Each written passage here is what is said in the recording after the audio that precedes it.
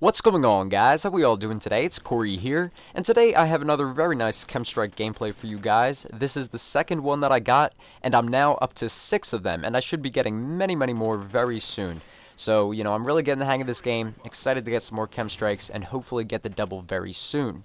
Now, as for this gameplay in particular, like I said, it was the second one that I got. I'm using the TAR in this gameplay, which is now a submachine gun, as opposed to how it was an assault rifle in the past.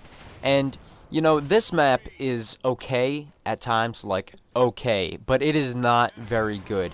To be honest with you, I forget the name of it. Let me know in the comments down below. Actually, it's Overlord. Overlord. Name just popped into my head. Okay, so, yeah, this map's alright. I mean, it has a good look to it in some spots, but you know what? I don't like the whole layout of it. The B flag is weird. At times, it's kind of like, I see what they were doing, but other times it's like, it's just so messed up. So, I'm kind of off and on this map. I kind of like it sometimes, but most of the time I don't. And in this gameplay, obviously, I was enjoying it because I got a Chemstrike. But, this gameplay was pretty much all sound whoring, as was my first Chemstrike.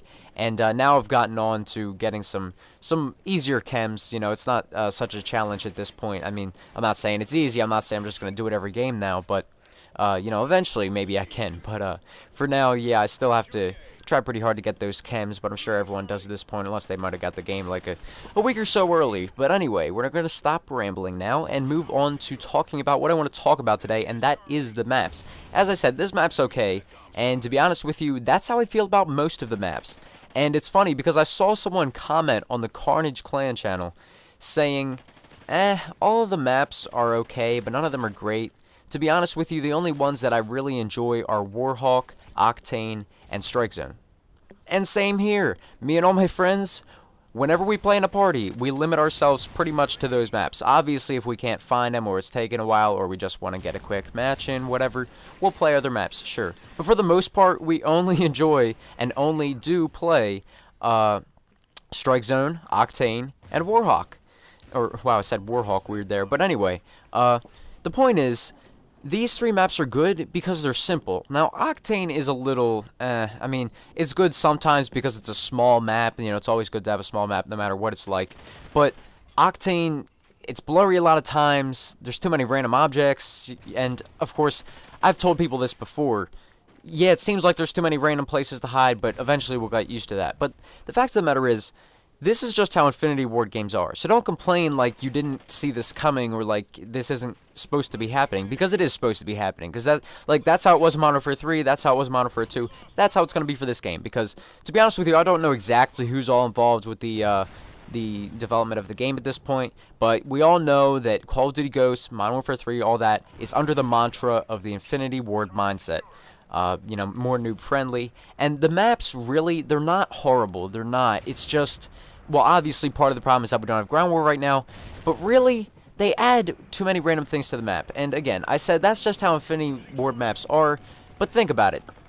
You have Strike Zone and Warhawk and Octane, which, as I said, are the 3 simplest maps. Warhawk in particular, and Strike Zone as well, but Strike Zone is just like, obviously the best map in the game, everyone loves Strike Zone. But Warhawk, what actually makes Warhawk good as well? It's very linear, which is how the flags are supposed to be, by the way, because, like, 90% of the maps in this game have triangular map formations. No, it's not supposed to be like that. It was like that in Modern Warfare 3. Apparently, they didn't figure out that that didn't work properly, and they brought back the triangular map formations. Like, I don't even get it. Because when you have the maps in a triangle, you keep flip-flopping spawns and just going in a circle the whole game, and it makes it almost impossible to hold 2 flags unless you're in a nice organized party. It's ridiculous. But anyway, to get more to the point I was talking about, Warhawk is linear, and it's very simple. You don't see random bushes for people to hide in. You don't see a bunch of objects all sitting around the B flag, and you don't have to, like, clear out an entire building full of different levels just to capture B, like on this map, Overlord. The B flag is simple. The A and C flags are simple in the wide open, within their respective spawns, of course. And then the sides of the map, they're pretty straightforward. It's an H pattern too. You have the 2 alleys which go into the B flag, and then you have the 2 alleys going up and down the sides of the map. That's what it's supposed to be like. So Warhawk is really nice in that sense. Strike Zone isn't a triangular map formation, but what really makes Strike Zone is the fact that it's such a very, very, very small map. And even on Strike Zone, you can feel the problem at times where the triangle map formation makes it hard to hold flags if you're playing somewhat decent players. So, yeah, the fact that there's random bushes, think about it. Infinity Ward likes to wow, I just said Infinity Ward likes to makes. Anyway, excuse that, I'm a little bit tired. But Infinity Ward likes to make their maps very realistic. Well, guess what? The map Raid in Black Ops 2, didn't that look pretty darn realistic? I think it did, didn't it? Wasn't Raid a pretty realistic looking map? I mean, aside from the fact that the graphics were a little cartoony, wasn't it a really realistic looking map? And you know what? There weren't random places to hide. There wasn't a bunch of random bushes sitting all around the map and little tiny corners, you know? So, you guys let me know your thoughts on that in the comments down below. I don't like the way the maps are. I can deal with them. They're okay. Some of them are pretty darn fun, but I don't know. I don't prefer these maps to the way it was in Black Ops 2. But anyway, guys, you let me know in the comments down below your thoughts, and I'll see you all later on. Goodbye.